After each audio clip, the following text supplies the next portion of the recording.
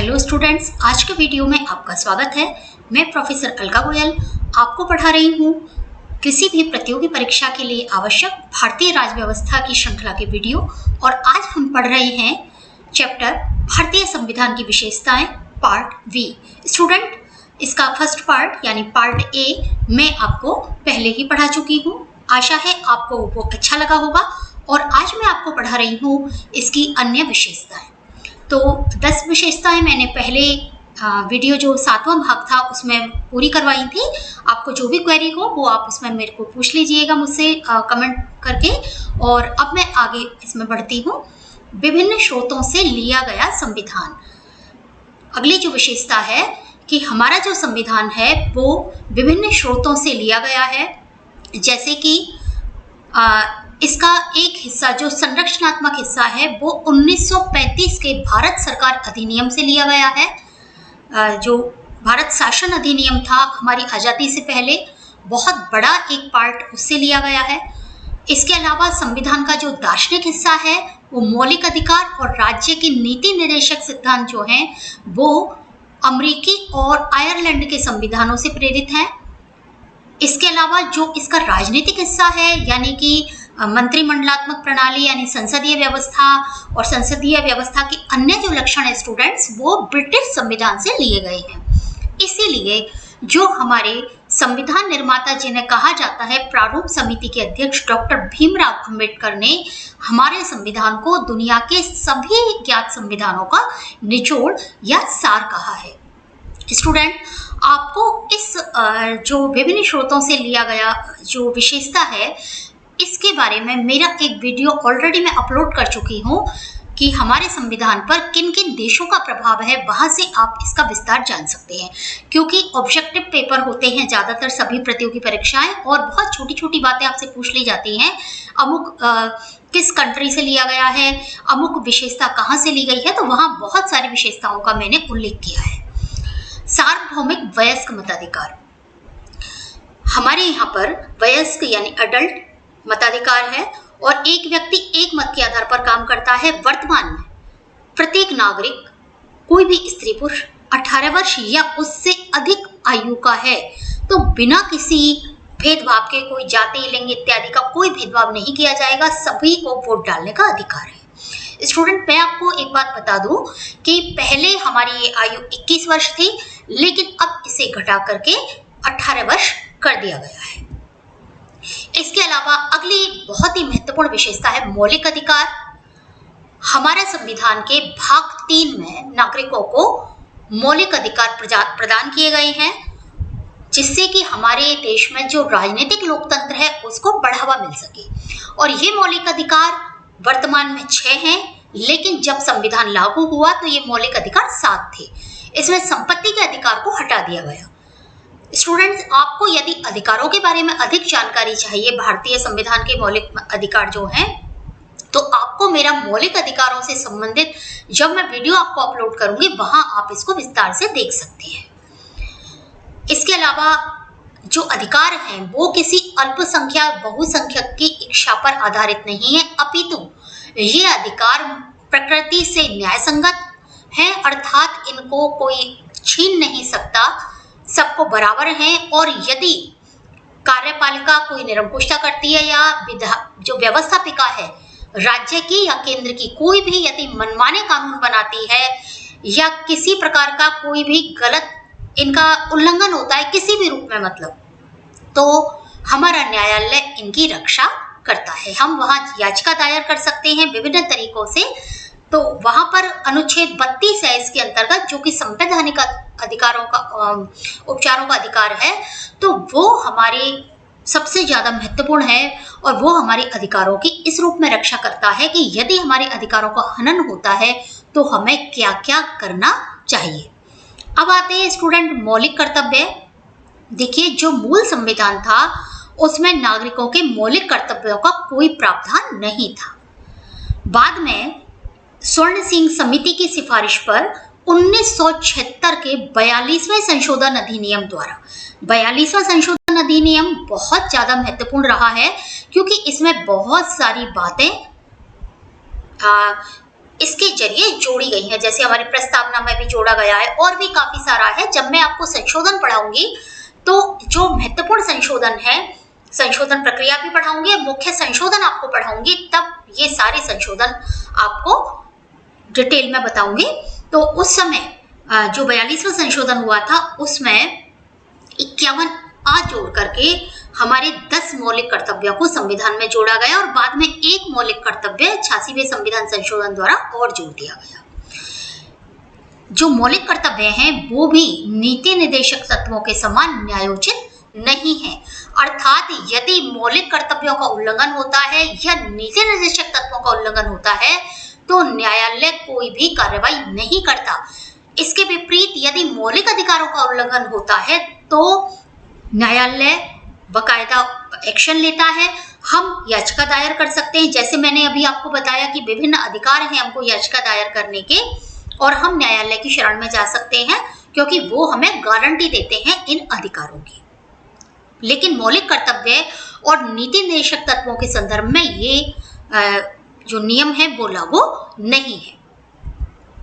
धर्मनिरपेक्षता ये हमारे संविधान की बहुत ही महत्वपूर्ण विशेषता है स्टूडेंट्स, क्योंकि हमारा जो संविधान है वो आधिकारिक धर्म के रूप में किसी विशेष धर्म का समर्थन नहीं करता है और ना ही किसी धर्म को अपने साथ मतलब ना तो वो किसी धर्म का समर्थन करता है और ना ही अपने साथ में किसी धर्म को, विशेष धर्म को महत्व देता है।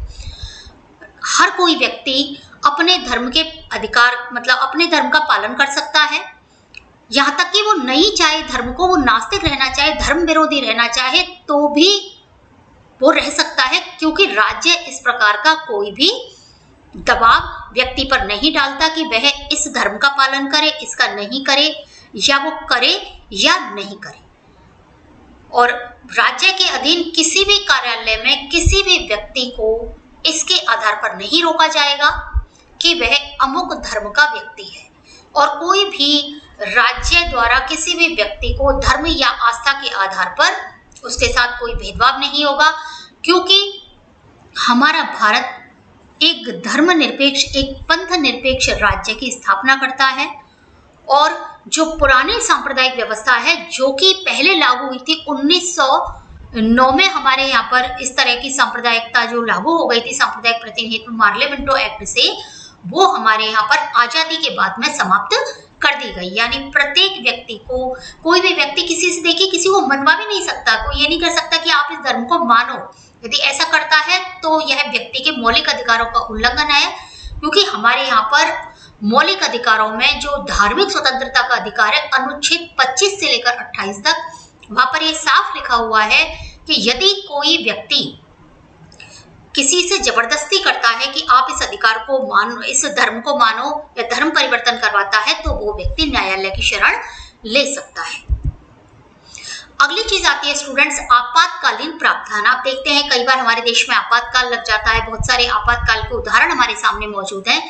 तो हमारा जो संविधान है वो 3 प्रकार के आपातकाल की बात करता है। पहला है पूरे देश में जो आपातकाल लगता है, युद्ध, बाहरी आक्रमण या सशस्त्र विद्रोह के कारण आपातकाल, और ये लगता है अनुच्छेद 352 के अंतर्गत। स्टूडेंट ये किसी एक भाग में भी लग सकता है, मतलब ये किसी राज्य से संबंधित नहीं है। यदि देश के सामने इस तरह की स्थितियां आ रही हैं तो ये आपातकाल लगाया जा सकता है, और ये कई बार ये आपातकाल लग चुका है।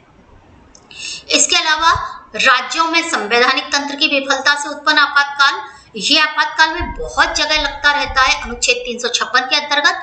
और इसमें क्या होता है कि यदि कहीं ऐसा लगता है कि राज्य की सरकार काम करने में असफल हो रही है संवैधानिक तरीके से, तो ऐसी स्थिति में वहां का राज्य केंद्र के अंतर्गत आ जाता है, वहां का शासन जो है उस राज्य का, और वहां राष्ट्रपति शासन लागू हो जाता है। आगामी समय में वहां पर चुनाव होते हैं जैसी भी स्थिति बनती है। और तीसरा है वित्तीय आपातकाल अनुच्छेद 360 के अंतर्गत। यदि ऐसी स्थिति आ रही है कि बहुत ही ज्यादा आर्थिक जो आपातकाल यानी आर्थिक स्थिति बहुत खराब हो रही है देश की, तो ये आपातकाल लगाया जा सकता है। स्टूडेंट ये वाला आपातकाल जो वित्तीय आपातकाल है अनुच्छेद 360 के अंतर्गत, वो अभी तक कभी भी नहीं लगा है, और आशा है कि आगे भी नहीं लगे ये आपातकाल। तो ये जो आपातकालीन प्रावधान है, ये विस्तार से मैं आपको अलग से जब आपातकालीन प्रावधान का वीडियो अपलोड करूंगी वहां आपको विस्तार से भी मिलेंगे। आपातकालीन प्रावधान क्यों बनाई गई? क्योंकि देश की एकता, अखंडता, सुरक्षा की व्यवस्था रखनी थी। देश को लोकतांत्रिक जो राजनीतिक व्यवस्था है वो हमें बना के रखनी, संविधान की रक्षा करनी थी, इसलिए ये प्रावधान हमारे संविधान में रखे गए हैं। और जब अनुच्छेद 356 के अंतर्गत जो दूसरे प्रकार का आपातकाल लगाया जाता है, उस समय सेंट्रल गवर्नमेंट यानी केंद्र सरकार, वैसे तो केंद्र सरकार देखिए प्रत्येक आपातकाल में शक्तिशाली हो जाती है, लेकिन जब राज्यों में संवैधानिक तंत्र विफल होने पर आपातकाल लगाया जाता है, तब देश एकात्मक बन जाता है संघात्मकता से, क्योंकि उस राज्य का शासन केंद्र के हाथ में आ जाता है। लेकिन मैंने जैसे अभी बताया वो स्थायी रूप से नहीं आता है। जैसी स्थिति सामान्य होती है, दोबारा से वो जो शासन है वो उस राज्य के द्वारा शासन होता है। अगला है समाजवादी राज्य की स्थापना।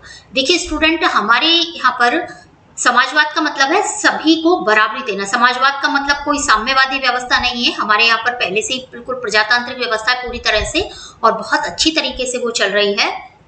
समाजवाद का मतलब सभी तरह का कल्याण, सामाजिक, आर्थिक, राजनीतिक लोकतंत्र की स्थापना करना है। और 42वें संशोधन द्वारा प्रस्तावना में समाजवादी शब्द जोड़ा गया है। मैंने अभी आपको बताया कि 42वां संशोधन बहुत ज्यादा महत्वपूर्ण है, और जो 44वां संशोधन है उसमें भी इसको हटाया नहीं गया, क्योंकि 42वें संशोधन के कुछ समय बाद ही 44वां संशोधन हुआ, जिसमें 42वें संशोधन की कुछ बातों को हटाया गया, लेकिन इस जो समाजवादी शब्द है प्रस्तावना से, उसको एज इट इज रहने दिया गया।